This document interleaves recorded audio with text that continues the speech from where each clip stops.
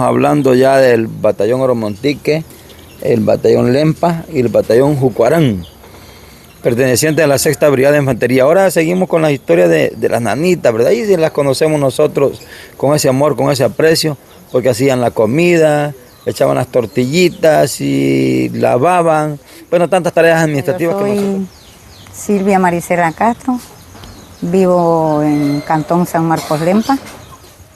Cuéntenos un poquito de historia, ¿cómo es que usted llegó a laborar para estos batallones? Bueno, yo llegué a esa brigada a trabajar aquí, fue porque de 16 años entré a trabajar allí. Porque en ese entonces yo era una cipote y empezaba a oír rumores de guerra y miraba cosas feas, ¿verdad? Y andaban buscando gente para servicio allí de nana. Entonces yo como no sabía, yo me entré a trabajar, empecé a agarrar ambiente con los oficiales, con los soldados. A mí me buscaban para una cosa, me buscaban para lavar, para hacer tortillas, para los oficiales, bueno, para todo trabajábamos en lo que era la militar, ahí en la hacienda. Vea, así fue como yo empecé a iniciar el trabajo dentro de lo que era dentro de la militar ahí. Cuando yo inicié ese trabajo, la guerra empezaba. Era una cipota, pero empezaba la guerra. En esos tiempos se oían que mataban, que secuestraban y todo eso se oía. Bueno, pues y que la gente ponía dedo, que la gente ponía acá. Pero nosotros dentro de allí no sentíamos miedo porque sentíamos un refugio dentro de lo que era la militar. Pero cuando yo inicié a trabajar ahí, realmente empezando la guerra fue antes de que la guardia saliera de allí. Porque a los principios que yo entré eran guardias los que estaban dentro del cuidado de la hacienda, eran guardias. Y cuando la guardia abandonó la hacienda, entraron los militares. Entraron 24 militares de las brigadas de Usulután. Habían 12 en la base y habían 12 en el puente. Cuando la guerra desarrolló, yo oí comentarios, ¿verdad?, de que el puente lo iban a botar y que era cipote, y yo decía, bueno, ¿y qué será eso? El puente lo iban a botar y que no sé qué, pero no se dio la fecha que dijeron que el puente lo iban a botar. Yo llegué a rumores y dije, bueno, le dije yo a un compañero, yo dije que van a hacer esto y lo otro. No lo hacen, me dijeron ellos, va. Bueno, pues dije yo, va. Como yo era una cipote ignorante de todo, va. Ignoraba antes las cosas uno, hoy no las ignora. Pero bueno, y yo los puse sobre aviso. Pero cuando esto se vino a desarrollar fue duro, porque nosotros cuando empezaba la guerra íbamos a traer los víveres al cuartel, en los carros de comando. Y nosotros los atacaban cuando veníamos con los víveres de allá para acá, los atacaba la guerrilla. Y nosotros los poníamos afligidos porque a veces solo muchachos jóvenes que empezaban a desarrollar, o sea, eran como reclutillas los que estaban dentro de la brigada. Y nosotros los afligíamos porque agarraban a bombazos los carros y nosotros los tirábamos en las camas de los carros. Y sufrimos una historia dura. Bueno, y luego aquí, pues que ya se llegó y se complicó más la situación de la guerra. Vivimos en carne propia porque lo vivimos, porque estábamos dentro de la base.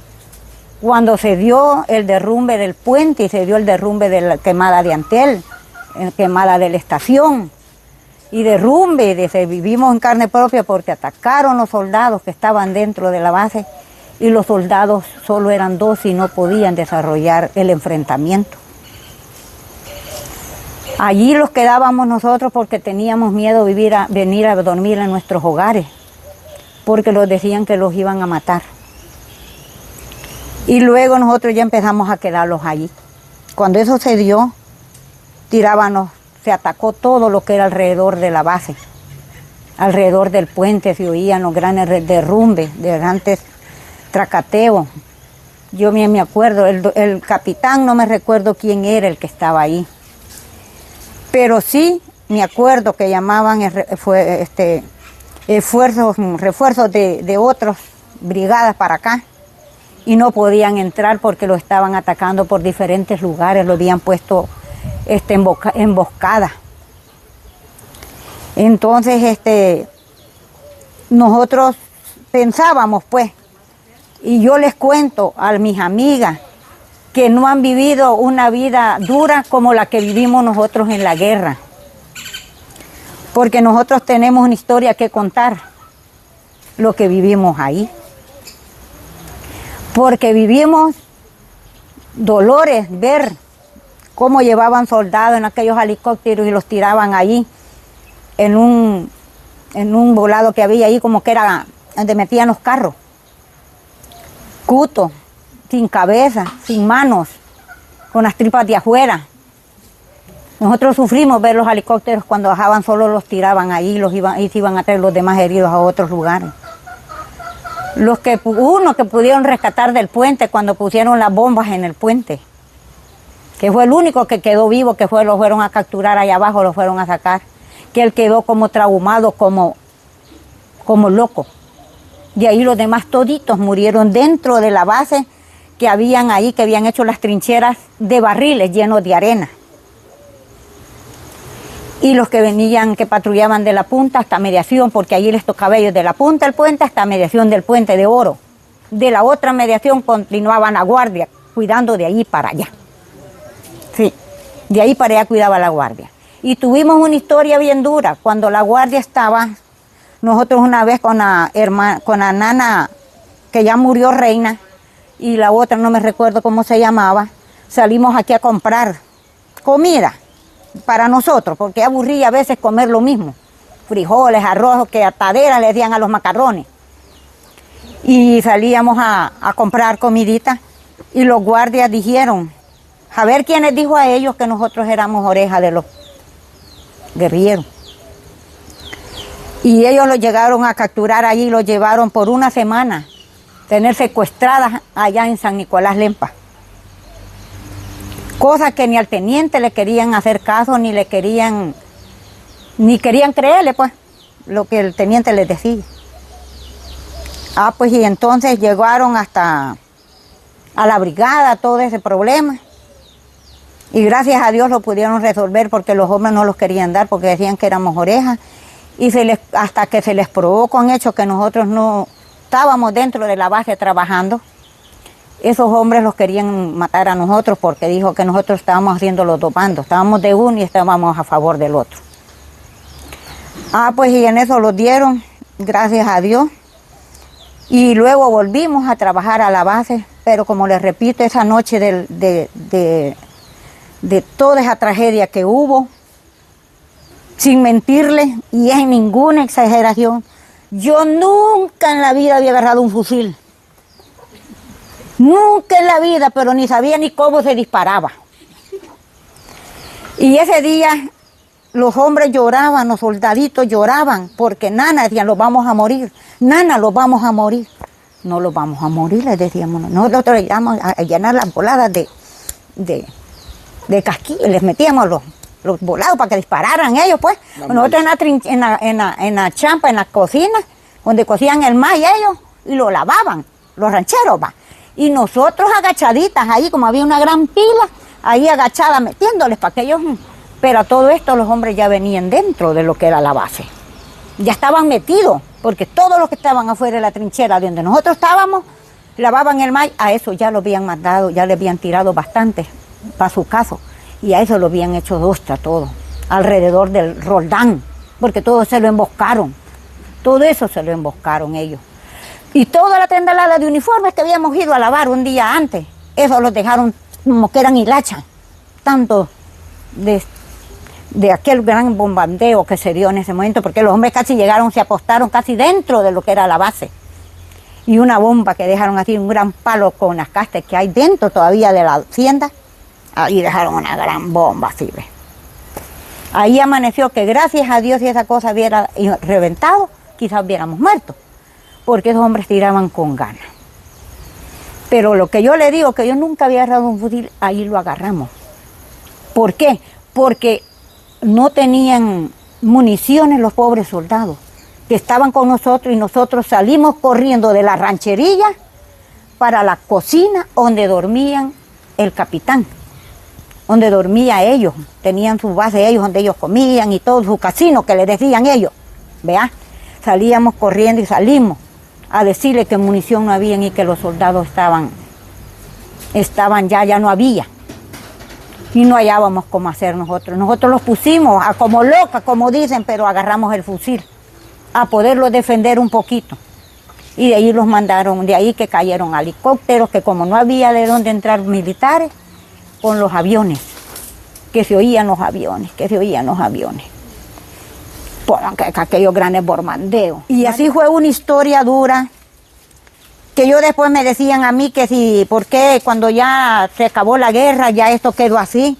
Que por qué nosotros no los íbamos para el cuartel, a servir de servicio. Yo les dije que no, ya demasiado había sufrido yo en la guerra, que por misericordia no lo habían matado. Y de eso les digo yo, ¿qué es lo que yo tengo? Yo no tengo nada de eso. Y tanto tiempo que yo les aporté trabajo, les aporté mi vida, porque eso fue aportar mi vida dentro de ahí. Y solo nos daban un reconocimiento que, como dice usted, firmábamos unas planillas a donde los reconocían 150 pesos al mes, que los íbamos a traer al cuartel, allá los pagaban. Eso, bueno, antes era dinero, pero a esta época, que hasta el que no ha combatido o el que no sufrió, mejor recibe, y no el que ha. Es que como ustedes hubieran hecho, así como hicieron con la defensa civil, de que por medio de un documento, una declaración jurada, buscaban 2 testigos y confirmaban de que habían participado en el conflicto armado interno, y así como muchos están recibiendo la pensión. Entonces ustedes han quedado prácticamente en abandono. ¿Cómo se siente usted y cuál es el mensaje que le pueden mandar al gobierno? Porque prácticamente el gobierno sin tinte político, ¿verdad? Sin ser partidista. Pues bueno, yo pienso, pues, de verdad, yo me siento como que ellos los abandonaron, ¿verdad? Los dejaron en abandono. Y pedirle al gobierno, pues, ¿verdad?, que se ponga su mano en su corazón. Y pues porque somos gente pobre, necesitada. Y esperamos, pues, ¿verdad?, que tal vez no pedirle gran cosa, pero sí, ¿verdad?, necesitamos de su ayuda, ¿verdad? Tanto como en lo económico, como, pues, qué sé yo, como en lo material. Mire cómo vivimos nosotros acá.